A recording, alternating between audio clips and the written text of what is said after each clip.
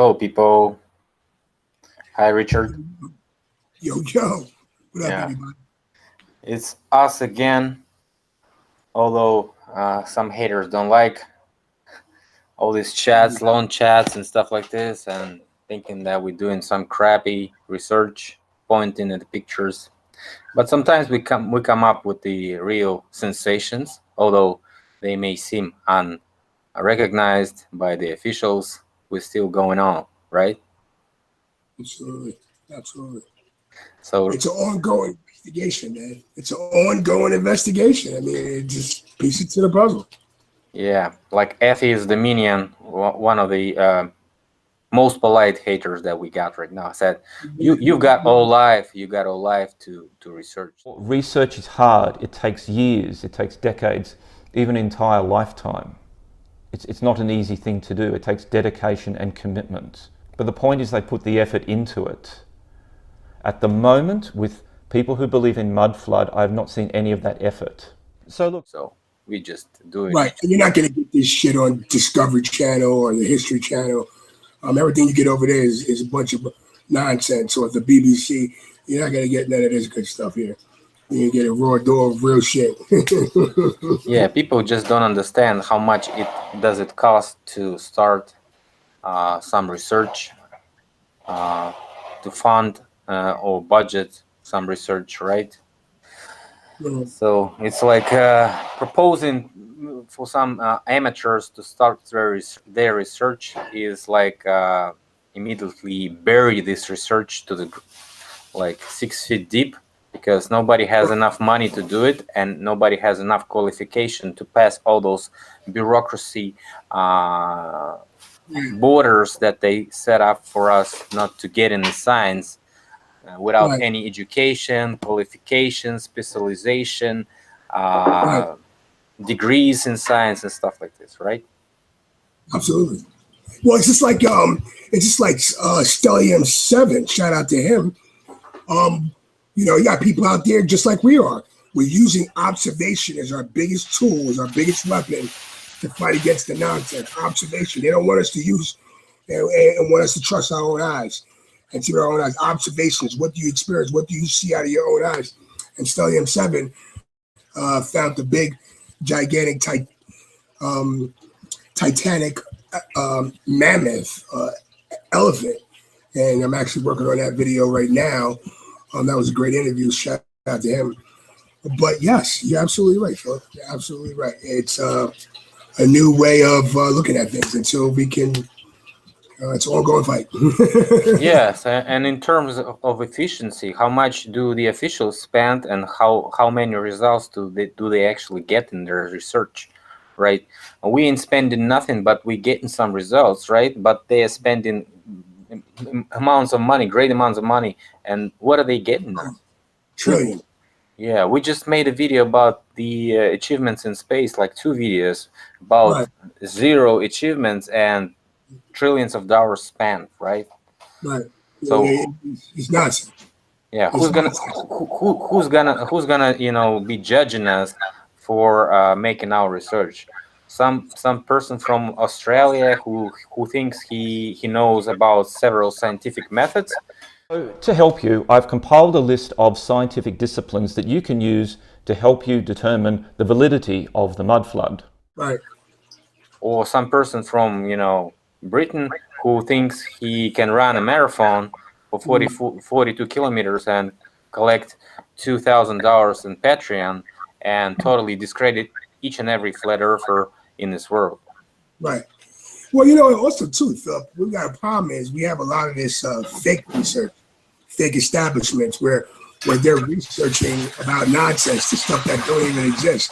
You got people that are researching stars in space, researching other planets, researching just dumb shit and stuff to keep you confused. I mean, think about it. They're spending trillions of dollars, making trillions of dollars on the research of cancer. That's one of the biggest fraud hoax around. The research of cancer. I mean, and every year they're making trillions, raking in trillions and research. It's mind blowing. It's mind blowing retarded people could be sometimes. Yeah, and it's like a marketing. Like once you set up the problem, you figured Right. out the problem is existing, you sold that problem to the people, to the crowd, and then you Mm, get the money to right.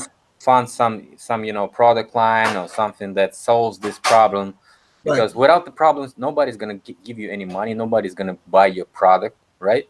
Nobody gonna buy your research or Mm, anything you do. And implementation of your achievements is also important. If you don't have enough amount of people to implement your research results, so what is your research about? Like it's a small group of people who understand it, and the large masses don't completely get it. don't get it. What you're doing, right? Right. If it's like somebody said from the scientists, somebody said like if you cannot explain what are you doing in simple words to a 12-year-old teenager, then you're Right. doing completely bullshit, Right. right? It's all bullshit. Right. Exactly. And that's what they want us to believe. It's just like, for an example, they want us to believe that metal can just be suspended up in space. And that's not the case. What goes up must come down. You know what I mean? And that's reality. But and they had created this construct where they send metal and it could just hover in space just more by itself. You know what I mean? The gig is up, man. Someone, and if when more people wake up, they get a chance to expose all the this whole system starts to crack, starts to break, it starts to fail when people wake up. People Yeah, start things. they just came up with this tinfoil heresy, whatever you call it. It's like blaming everybody conspiracy theorists and putting a tinfoil hat doesn't save them from our research, right? We're still doing it. No one from the flat Earth turned back to the global people. But I've heard someone like Brother Ernest turned to be a Bro, he went concave. concave, and that's even more extraordinary. You know what? He's a good example of someone who got bought out, someone that probably needed to pay bills. Somebody can say, "Hey, man, look, I'm going to give you this, say this," because he's probably at the point where there's a lot of stupid people in the world, so they're all deceived anyway. People are going to believe what they want. All right, well, I'm just going to tell people it's concave. It's paying my bills. I don't got to do this. I can sit back and make concave T-shirts. It is what it is. Because if you really research flat Earth, there's no way you could go concave because your end result. I concluded that the Earth doesn't curve downwards anywhere. Yeah, some person, some subscriber of mine sent me a couple of links so I can check out these concave theories. I've heard about it like a couple of years ago, and so I've been researching it also, and it came to some contradictions that I just cannot remember right now. So I just figured, why don't I just watch this video one more time, and maybe they bring me more ideas. And what Right. I've heard is neuro-linguistical programming video, when they just postulate you with indoctrination and giving you like this bam, bam, bam, bam, hit you hard with this physics, science, chemistry, all this crap that we don't actually believe because we don't believe science anymore, right? Right. But Right. if you're a Right. concaver, you're supposed to believe all this shit. Like, you can't just let it go, because concave stuff is all from this physics and official science. It's all connected, and they managing to come up with some brand new idea that it is all concave, but it's Yeah. not brand new, because I've read about it like in 80s when I was reading the Right. fantastics books and the science fiction book that I heard. Yeah. Okay. Brothers Strugatsky. It's called the about the island. So it's like the person settled his spaceship on this island. It's not an island. It's actually a plane or planet, whatever you call it. And those people believed that they were concave, but actually he was trying to tell them that they live on a planet. So this idea of concave world is well known. Even Nazis went to Tibet and got all this map of concave stuff. But I think they got it all wrong, because nobody's gonna give you the right map if you have bad intentions, right? Right. If you want to make money, if you want to abuse people, no, Yeah. The who's deception gonna going on, who's folks. gonna give you? Yeah, the deception's been going on for a long time. And at this time, they're at the same time they're doing all of this, they're hiding lands on the maps, they're altering maps, you got different versions of maps. I mean, who knows how long the deception's been running? It's been running for a long time. All we know, it's not what they say it is. It is not what we say it is. And think about it, technology. Where we once we get we could have, if we knew what this place was and we wasn't so behind, we would have figured it out, man. We'd have figured out something that could crawl up the dome and measure everything. It's just mind blowing. I'm working with the eliminating of negative information about the brands I have, the clients I have with those brands. If I have some negative information, I come up with some new negative information, right. And then I come with less negative information. Then I come like quite opposite information. So it's like totally ruining all this search. And nobody's gonna, find the negative information, actual negative information. So what are they actually doing? Is if they cannot, erase the flat Earth movement, they cannot just get rid of it. They cannot convince everybody that Earth is not flat, and they coming up with this concave crap. They putting it out of this deplorables box or whatever you call it, and just we got a concave, guys, so you can, check it out. Be distracted with this stuff. It's all about the science, right? You don't know science. None of us know science as well as the scientists, because they spend each and every day spending their money on these projects and stuff like this. I'm not saying each and every scientist is a liar, but whoever funds them controls what they're doing. Well, they're indoctrinated. You got to, think about it. You got those scientists believe what they teach because they've been indoctrinated, tested, and shaped to believe that. So when they come across this information, they're, it's a fork in the road for them. You know what I mean?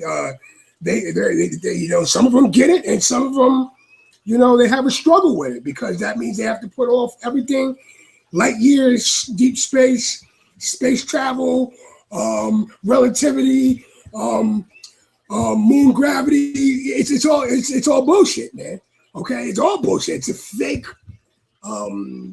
construct. It's a fake construct, and their next step is selling us the moon expedition, the Mars expedition, and so on and so forth. Then we go to some, sun, maybe, who knows, maybe another galaxy. They're gonna sell it to us, and we're gonna buy and pay our taxes just for these motherfuckers to spend their money, Right.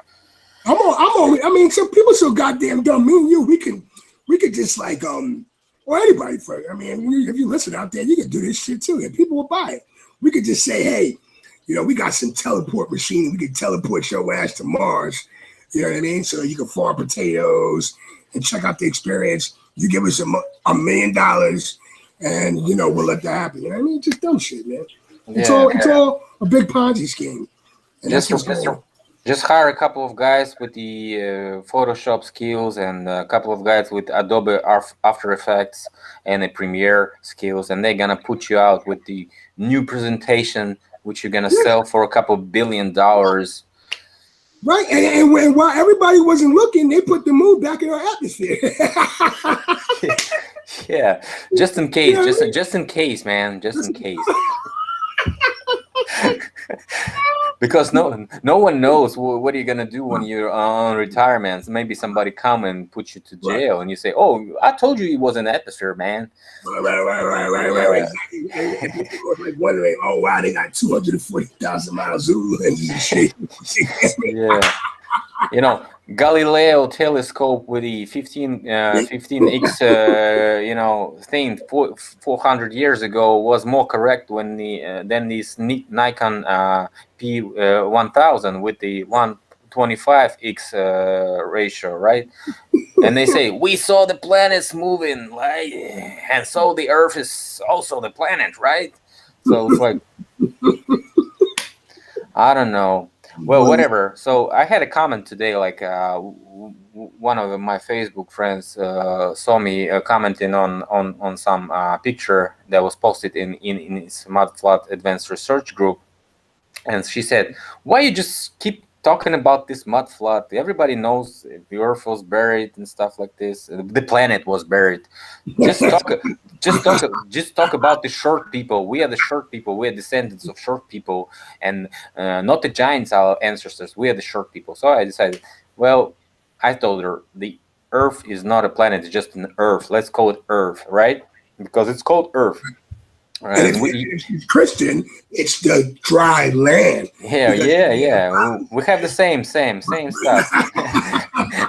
Right? Soil, earth is all the same stuff. Right. So whatever, we just let it call it earth or plane, whatever. So I told her, you can see planets in planetarium, but if you want me to talk about shorties, let's talk about the shorties. So I had this article from this one guy I follow about the shorties. Let me just show it to you. So he comes up with this idea that the medieval people were shorties. So he has all these artifacts which are actually beds, right? And so he measured in the left one is like 5 feet, okay, and the right one is like almost 6 feet. So it's like not very big for our size people, right? Right. Also, he has a bunch of examples of all those short beds from the Ludovic XV, which is like French king. Also, he has like these Russian short beds, and also here, and these also famous pictures of English beds where you can see a bunch of people in these, boxes that used to be beds for people. And they are like very, very small, and you can even stretch your legs there because it's like couple, like 4 to 5 feet maximum. So with our size of person, you probably won't be able to fit there, only sit, not even lay. So the idea is that we have some evidence that there were shorties, and I've been talking about it. And also he brings up with this information of the Piranesi pictures, the famous Italian painter, which we also observing in Mudflood. And so he has all those pictures with short people, and he manages to find the same artifacts, the same architectural, like fontaine here on the right. It's the same that fontaine here on the left, but the size of the people is actually a lot smaller than he managed to find today, right? Like, now, what do you mean then in size, a lot smaller? We're talking. In comparison to what those people look in front of this fountain, he manages that they're supposed to be like half size of an ordinary man, because look at his like. Can you see this red thing marker here and the arrow? The same is here. So the people are bigger and taller than the fountain, right over here. And here they are barely like half size of a fountain. Can you see it? Right, I see it. I definitely see it. I'm gonna be putting those pictures in when I edit. Also, let's see another picture. Also the same place. The size of the people is barely the size of this fence, but the modern people are twice as large, modern men, and twice as large as this fence. So also the same place, the same statues here. We've been also reviewing these statues because they have shorties and the giant people depicting it there. So also he found this place, also people twice as large as the fence here on the right, and on the left we see people are as tall as the fence. How do you call this? Barrier or fence? Whatever. Right. Ramp. Yeah. Yeah, more like a ramp. Also over here we see small people, but this resolution is very low, but you can see the small people on the floor, and the people here are a lot taller. Okay. Yeah.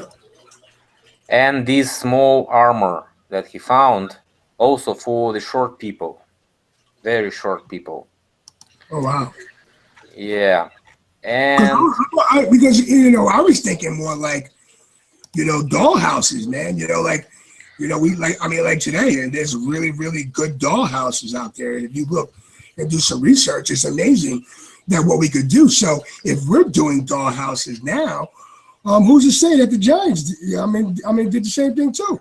Had doll houses or built houses for the small humanoids. Yeah, but the idea is that there was an invasion of those short people. We call them kарлiki. So I kind of correlate with this idea because Karl is one of the most popular names from the Kings. So it's like a blue blood name, Karl. In Russian, Karlik is like a shorty. So we also have connection from the Crow, and Ray Bradbury series that I have. They also talk about the Karl there, and so it's like it could be connected to this invasion. Why not? Because we probably some sort of people could be invading this world, and so why not? It would be like short people. Who knows?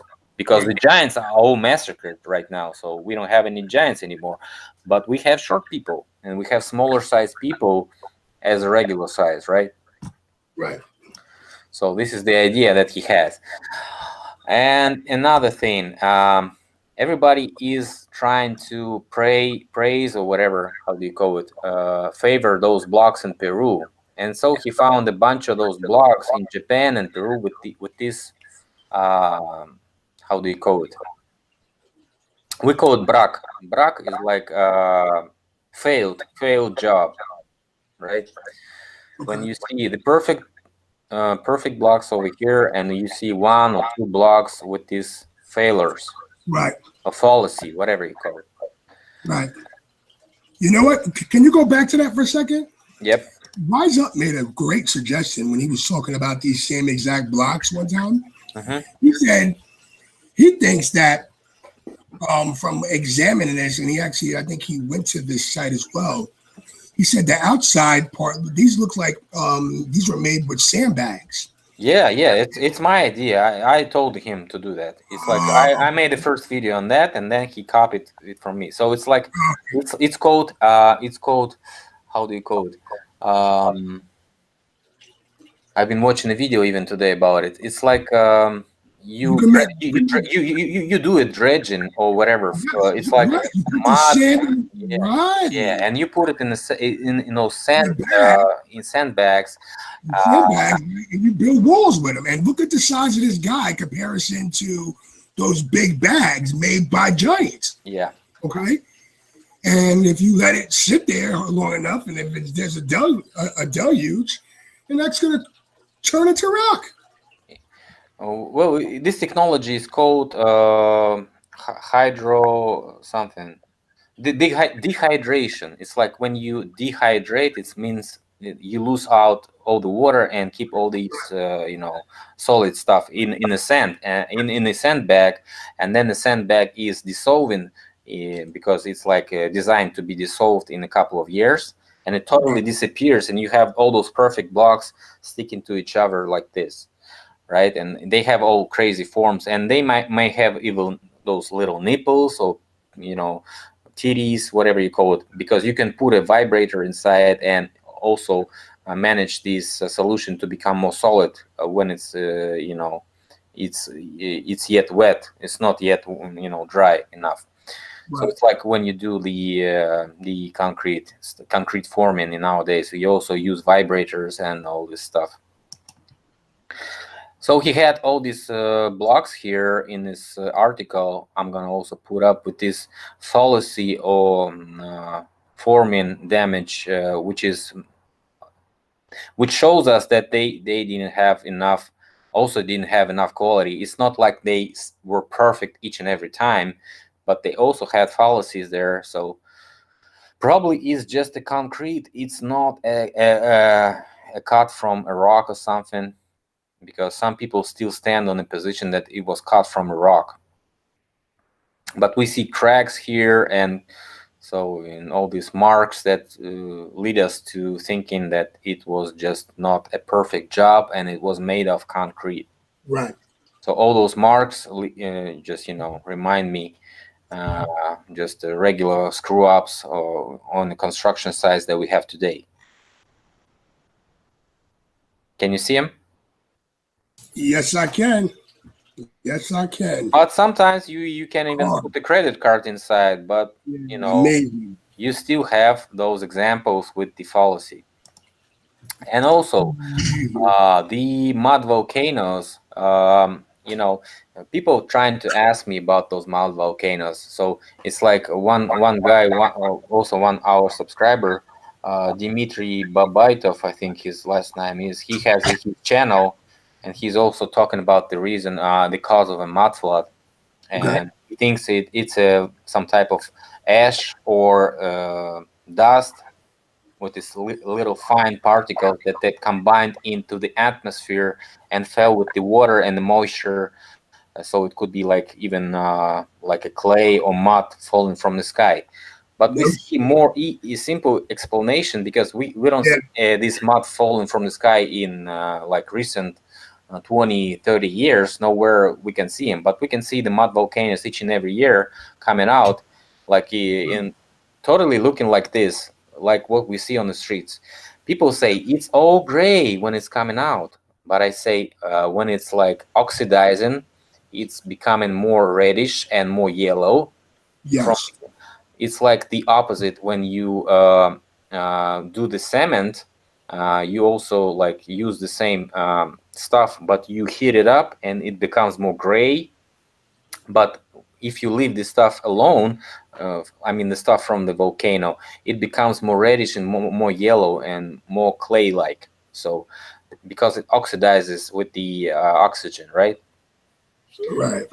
So it's like iron also oxidizes to be more red and more yellow with this rust stuff. So it's the same type of because all this mud is coming out from underneath where we have a bunch of metal solutions like nickel, iron, aluminum, and all this stuff. So iron leads us to be more reddish and more yellow with the solution. So this could also possibly be the main reason that I suppose right now is the mud volcanoes, because they even see this stuff from the streets. Like in Mexico, we see this stuff boiling right in the middle of the street. So it's like out of nowhere, like we have this mud volcano on the street.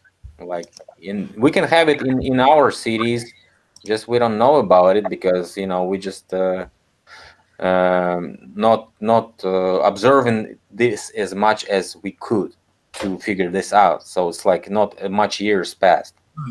But a bunch of mud volcanoes all around the Europe, all around America, all around Asia. And this article is about it's about the earthquake of 1797, and it says like there was a crack and there was a bunch of water inside in this valley. So it's about like 1,000 feet wide and 600 feet deep. So all this water went to this crack, and immediately it was like a volcano splash outside, and so it looks like a geyser with this mud and the rainwater with the mud. So it's like describe. It was close to what they see on the Etna volcano in Italy, or close to what we see in the volcano of Catalunya in Iceland.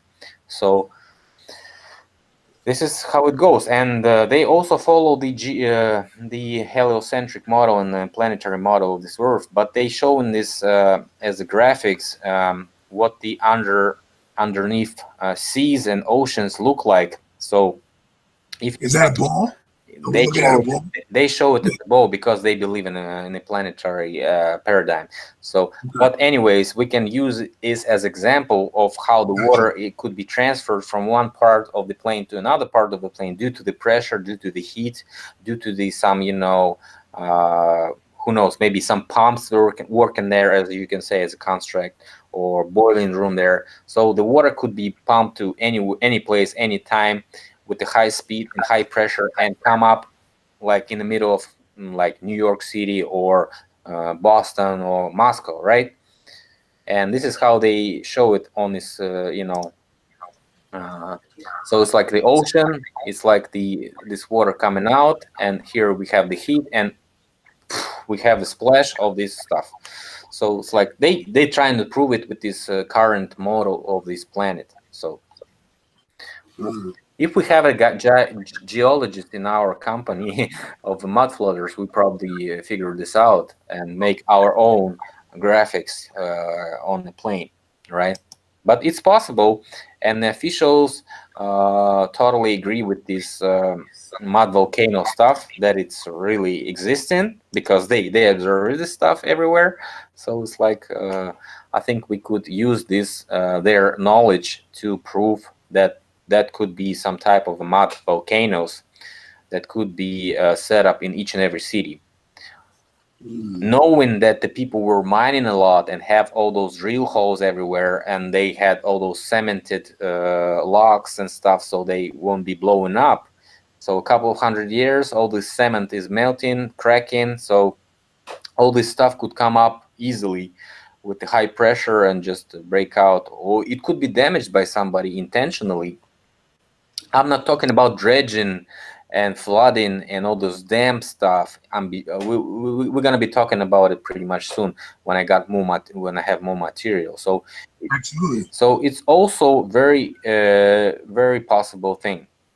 So what do you think about it? That's interesting. I can't buy the mud coming from the sky. I'm not saying, because look, I'm not saying that it can't happen. Just can't, because it would I don't know, maybe it came from the sky and then it flowed. I don't know. I'm still thinking it came from the ground itself. I don't think that this mud is magical, man. And what I mean magical is scientifically unexplainable, where every once in a while, when whoever made this place, the Heavenly Father, the Most High, the Almighty, whenever he wants to reset this place or whatever, or change, it's sort of like just shakes it, puts everything in the mud, because mud just turns everything back into what it is. Like everything.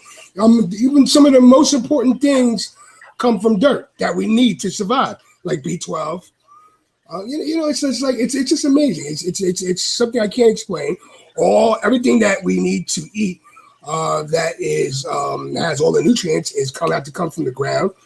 It's mind blowing how much that it's so much evidence to suggest that we belong to this place, and this place was made for us, and we've been taught all our life that we're like alien from this place, and some aliens came down from outer space, from a different planet, and seeded this country, and we're not really from here. Yeah. They want us to be tied our hands with this, tie our hands with all this scientific information that they're trying to sell us, so we can spend our lives days and weeks and months in reading and reading and reading and reading and reading. I'm not saying reading is bad, but spending, like I spent 10 years in high school, like even more, like about 11 years, and I spent 4 years in university, or whatever, college, you can call it college. Okay. So, and I'm not even working on this profession anymore. So it's like people's lives are, pretty much affected by the current trends in professions and the money, and of course it's a demand that is demanding to hire some specialists in some areas, right? Or Right. people just can change their minds. Why not? Like I was, a police officer, so I decided to quit this crap and be like somebody else. And I don't need all this information. I was, studying for 16 years or 15 Right. years. So I spent 15 years, half of my life at that point, and so I didn't know anything about the real world. So it's like, this is what they trying to sell us. They're trying to sell us spending time more on what we don't really need. Yeah. All they want to do is make money off of us, man. Yeah, because it's marketing. Of course, it's marketing. I mean, at the same time, Yeah, right now I'm working in marketing. I totally understand what is going on because marketing is the key to everything, every process that we have in this world, right? That's right. If you want to understand how they trying to fill our heads with all this information, research marketing is it's like a year. You won't waste much time like on it. Like read a couple of books on marketing. You understand on this branding stuff, on this design stuff, on this um, brand products and marketing products. So it's like very easy to understand because it's like they saying it right in your face. We are selling whatever we can sell. If you're buying it, of course. Yeah. And there's a lot of people who buy anything and everything. And it's like you could literally sell the Brooklyn Bridge to somebody, man, if you had the right conversation. Yeah. And that's the problem. Yeah, that's pretty much what I wanted to talk about today. Mhm. So I'm glad you joined me and looking forward for your Stellium 7 video so everybody could watch it because not everybody watched my interview with him and he has pretty good content as we figured out and he is like Absolutely, yes. I've been so busy. I've been doing with so many things at one time. Yesterday was Mother's Day. Shout out to all the mothers out there, out here. And so I'm just finishing up on this giant one, and I'm working at the same time working on this stallion one. So I'm gonna get it together. yeah, people subscribe to Richard. I'm gonna leave a link in the description if you haven't subscribed to him. So please do it and don't forget to press the bell button because the YouTube algorithm makes you not even know about the new videos that we post. Absolutely. Uh, so that's what I wanted to say today. Thanks all for joining, guys. See All you right. later. Ciao.